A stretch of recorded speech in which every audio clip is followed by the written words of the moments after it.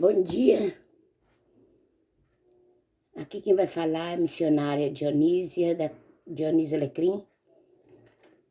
Estive um tempo sumida aí porque tive muito doente, mas agora eu vou voltar outra vez a levar a palavra. E hoje eu quero falar de uma coisa muito importante, é sobre o casamento. Eu cumprimento a todos com a paz do Senhor Jesus. Jesus esteja visitando a cada um agora. E peço a vocês também que coloquem o like e comentário para que eu possa continuar levando a palavra. Hoje eu vou falar um assunto muito importante, né, que é sobre o casamento. Então, muitas das vezes a gente pergunta, de onde veio a mulher? A Bíblia enfativa, ela veio da costela do lado do homem, Adão. O homem não achou no Éden uma auxiliadora que lhe fosse idônea. Significa mesma altura, mesmo tipo, mesma natureza, algo que se pode contemplar. Então, Deus criou a mulher com esse propósito. Quando viu Adão, viu Eva, ele disse: esta, afinal, é osso dos meus ossos e carne da minha carne. Adão estava dizendo agora sim: esta é diferente das outras criaturas. Podemos afirmar que o escritor sagrado está garantindo que o homem e mulher têm a mesma essência, força, condições de vida, dignidade, osso, estrutura, significa e carne, vida.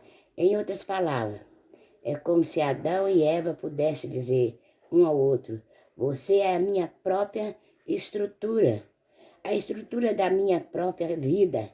Você é o que põe de pé na vida. Somos da mesma natureza, um par singular, somos uma equipe, somos complementude um do outro. Ensinar sobre o casamento é levar o cônjuge a entenderem o propósito original de Deus, é levá-lo à revelação bíblica sobre seu verdadeiro significado, a forma como Jesus nos amou, como pecadores que somos manifestados, que manifestou sua graça para nos aceitar. É a base fundamental, é modelo para todo casamento. Somos amados sem merecer. Ele nos amou quando estávamos errados, em pecado, em exigir nada em troca. A vida conjugal é fruto de um relacionamento com a graça de Deus, manifestada em Jesus, assim como toda a nossa vida é relacional. Para mostrar o relacionamento de Cristo com a igreja, é uma demonstração do amor um com o outro e um espaço de revelação e vida. Todo casamento bem-sucedido tem a pessoa principal envolvida, e é Jesus Cristo. Lá em 1 Pedro, capítulo 1, capítulo 1, versículo 3, lemos: mulheres, sede vós igualmente submissa aos vossos maridos. O termo igualmente está ligado ao verso anterior que diz que Cristo se submeteu ao Pai, portanto, assim também deve agir a mulher com relação ao seu marido. Deus, Jesus e o Espírito Santo, um só. Não há competição entre eles. Jesus veio para glorificar o Pai e fazer a vontade dele, e o Espírito Santo veio para glorificar o Filho. Homens e mulheres são iguais diante de Deus, mas possuem diferentes funções. A Bíblia sempre trouxe Jesus para dentro do casamento. Ele ensinou que a esposa deve submeter-se a seu marido como ao Senhor Jesus. E quando ela ser submissa, quando tudo estiver bem, quando o marido for amoroso e bondoso com ela, não há submissão neste caso. Está associada ao Senhor Jesus e não ao comportamento do marido. A esposa somente pode ser submissa se entender o quanto o Senhor o ama. Ela sabe que é amada por Cristo e por isso é capaz de submeter-se a ela. Não teme, não haverá dificuldade em submeter-se ao marido, que a ama como Cristo amou a igreja. Quando se submete ao marido, a mulher ganha o favor de Deus, que é exaltada. A submissão libera o favor de Deus. A esposa que tem o favor de Deus edifica sua vida conjugal sobre a rocha que é Jesus Cristo. E pelo favor de Deus que o casamento é edificado. O amor do marido é o amor sacrificial. É amor por amor morreste. É amor que por amor morreste. A ordem de Cristo é que o marido deve amar a sua esposa, do mesmo modo que Cristo amou a igreja, com amor sacrificial, e se entregou e deu a vida por ela. Será fácil para uma mulher se submeter a um marido que se sacrifica, que se entrega por amor a ela. O que transforma uma relação conjugal é o coração de um homem cheio de amor de Deus. Ao marido, penso que Paulo foi mais contundente ainda. Ele não disse para amarem a esposa. Ele disse, devemos amar como Cristo amou a igreja. O ponto focal de todo o ensino, a revelação é Cristo. Cristo é o centro do casamento. O que a palavra nos ensina é que o marido não precisa se esforçar para amar a esposa, se ela é ou não amável. A revelação bíblica para o marido é que ele precisa meditar no quanto ele é amado por Jesus Cristo. Cheio deste amor, amará sua esposa e por ela dará a vida. Se preciso for, o marido só poderá amar a esposa quando Cristo amou a igreja e ele se sentir amado por Jesus Cristo, nosso Senhor. Todo relacionamento pela esposa é mensurado em uma resposta a esse amor. Quanto maior for a revelação no coração do amor de Cristo, maior será a graça no casamento. O casamento que não é lei. Casamento é a graça divina. Há uma diferença imensa entre a lei e a graça. Quando pregamos a lei, dizemos às pessoas o que elas precisam fazer para obedecer a Deus, mas quando pregamos a graça, falamos do que Jesus fez por elas para levá-la. Viver na lei é colocar regras, cobrança no relacionamento, no casamento e cobrança, mérito no cônjuge. Mas viver na graça conjugal significa que não merecemos nada, mas Jesus que faz por nós e faz em nossas vidas conjugal. No casamento, muitos buscam mérito, mas Deus nos deu Cristo. Em todo casamento é feito a partir de Cristo e da graça e do favor. Quando o casamento é realizado debaixo da graça de Deus, ele venha a provisão para os cônjuges. Este deve ser o pensamento a respeito do verdadeiro sentido. Ele não pode ser pensado em termos de demanda, porque vira lei. E nós não vivemos na lei, nós vivemos debaixo da graça de Cristo. Então, quando vem a lei, vem a exigência. Lei é Deus demandando algo ao homem, ou pode ser um cônjuge demandando ao outro.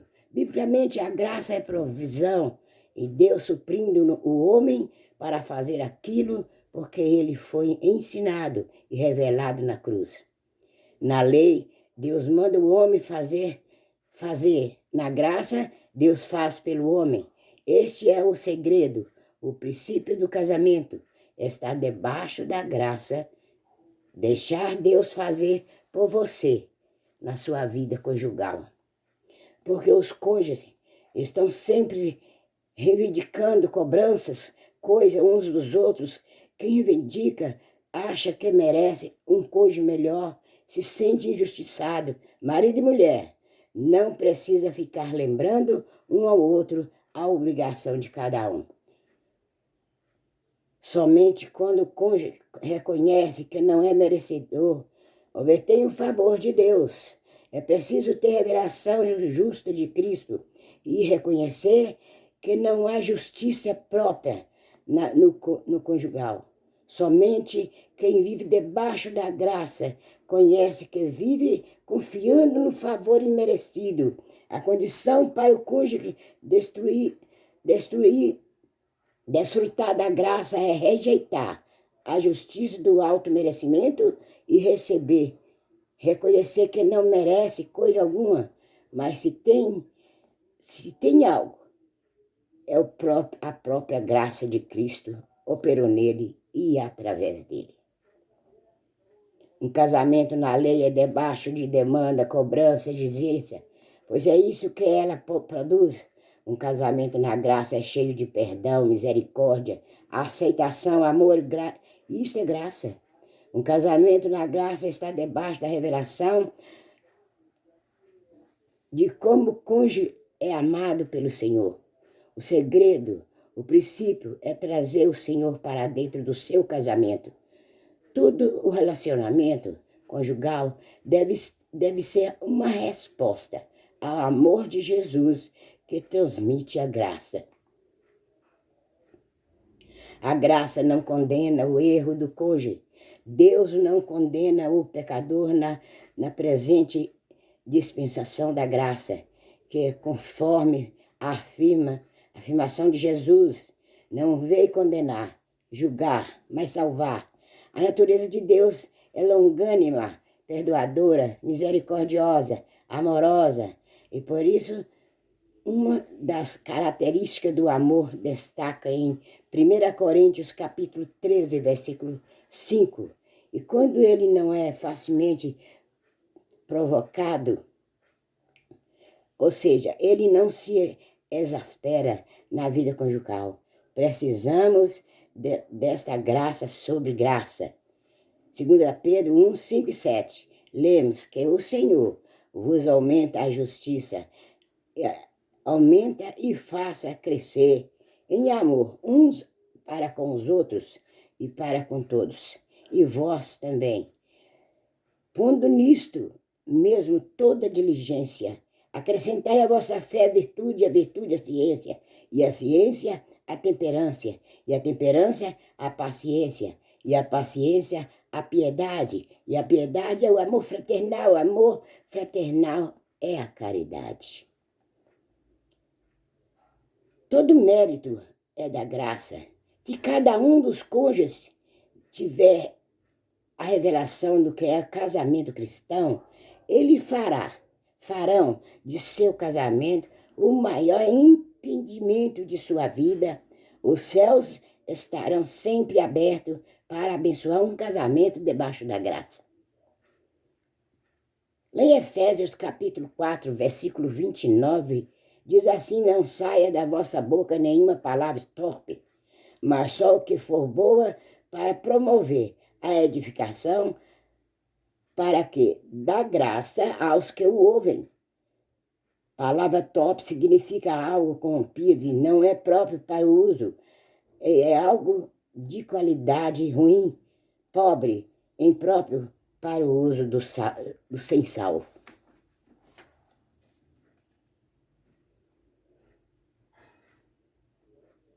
Meus amados, como se transmite a graça no casamento? Transmitimos graça quando falamos palavras que edificam, aquilo que falamos para edificação, transmite graça, que significa favor imerecido. Quando não falamos aos nossos cônjuges algo que ele merece ouvir, nós estamos transmitindo graça. Ela é transmitida quando lhe damos amor em vez de ódio, paz em vez de conflito, perdão em vez de acusação, elogio em vez de crítica. A vida está no poder da língua. Uma palavra em amor, uma transmissão de graça.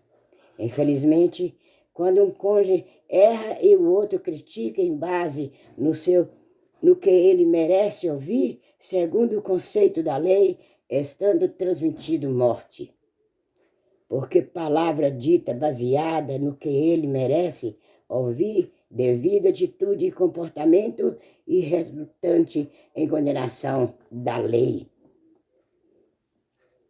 Isso traz ferida, doença, morte. Devemos dizer verdades ao cônjuge, não só quando achamos que ele merece, mas principalmente quando ele não merece. Isso é transmitir graça. Precisamos falar como Deus falaria com ele. Em amor, a verdade é a forma como Deus vê nossos cônjuges e são como através de nosso juízo ou razão. Neste caso, a ira e a raiva perdem espaço para o amor e o perdão. Quando se transmite graça, o ambiente é de justiça divina e não de justiça própria, a aceitação, comunhão, amor, paz, harmonia na vida conjugal. Deixe a graça conduzir o teu casamento. O mover na vida conjugal é pela graça de Deus. A graça está destinada a vencer todas as adversidades. Ela vence as maiores adversidades da humanidade. Vence o pecado, a morte e o inferno. Não existe nada mais importante do que a graça de Deus em nossa vida. A bênção de Deus é o resultado de sua graça em nós, como pecadores. Se não estivermos debaixo da graça, do nosso resultado serão inúteis. Isto é lei, não é obra. A lei é o favor merecido, e a graça é favor imerecido. O nosso encargo é ensinar, levar cada cônjuge a permanecer no lugar certo a respeito da vida cristã e conjugal. Este lugar é a graça de Deus. Cada cônjuge precisa, em seu coração, ter uma revelação, convicção do Espírito Santo, ministrando ao seu espírito de que ele está debaixo da graça de Deus e que seu casamento é a manifestação desta graça em sua vida. A graça de Deus é o favor de Cristo sobre nós para a salvação, para a vida conjugal. Graça é Deus amando, é Deus humilhando em favor de nós. Deus vindo nos resgatar, Deus se entregando generosamente em Jesus Cristo e por intermédio dele. Amados, às vezes a gente casa, a gente depois descobre o defeito um do outro. Então, ali que vem as guerras conjugal, porque ali começa a briga. Tem um fator importante na vida do cônjuge, é o ciúme. O ciúme tem que acabar. O ciúme não pode permanecer no seu lar, no seu casamento, porque esse aí destrói, é maligno. Destrói famílias inteiras. O que eu digo para vocês hoje é que vocês controlem o ciúme de vocês. Vive debaixo da graça de Jesus Cristo. Uma graça que você sabe que nós não merecemos, mas mesmo assim, Ele nos dá a graça. Por isso, nessa manhã, eu peço a vocês que vivam a vida conjugal, um servindo ao outro, porque nós somos ajudadora. Deus colocou a Eva para ajudar Adão. E isso continuou até hoje. Nós somos ajudadora. Enquanto o homem trabalha, a mulher está cuidando da casa, cuidando dos filhos, cuidando do afazer. Nós somos ajudadora. Eu não vou demorar muito, porque é pouco mesmo. Depois eu continuarei falando, mas peço a vocês, mulheres, peço a vocês, homens, se toleram, se amam. Não há nada mais bonito no mundo que um casal que se amam. Um amor puro, um amor que foi designado por Deus. Se vocês casaram, vocês têm que honrar o nome de Deus. Porque o casamento não é casar hoje e largar amanhã. O casamento é para compreender um ao outro e levar em frente. Então, mas como essa missionária fala isso? Eu não tolero meu marido. O marido fala, eu não tolero a minha mulher. Minha mulher faz isso, faz aquilo. É aí que entra a graça de Deus. Aí é que entra o perdão. Aí entra a vontade de Deus. Perdoa-o. Aqui estiver fazendo coisas erradas, reflitam-se e pratica a graça de Deus. E porque esta graça, Jesus está no meio dela. Casamento que é bem sucedido é porque Jesus está ali ministrando o casamento. Eu estou terminando. Agradeço a vocês por me ouvir. Espero que vocês me ouçam, mas pratica a graça. Procura viver bem entre vocês e os filhos, educando seus filhos sob a doutrina do Senhor Jesus, porque nunca mais ele vai esquecer que ele tem um Deus. E nunca mais. E a minha mãe e meu pai me ensinou a amar a Deus. Eu agradeço a vocês pedindo que comente, põe um like. Se vocês gostou, põe um like, põe um comentário. E breve estarei de volta outra vez. E a graça e a paz, Senhor Jesus, esteja com vocês nesse dia de hoje, levando amor, levando respeito uns aos outros, levando consideração. E, sobretudo, lembra-se que a graça de Deus está sobre vocês. Jesus derramou o sangue dele por você. Cônjuges. Não é fácil, mas Jesus sustentará vocês. Tenham um bom dia ainda, um resto de dia maravilhoso. E Deus estará com vocês, tá? Um beijo no coração de cada um aí.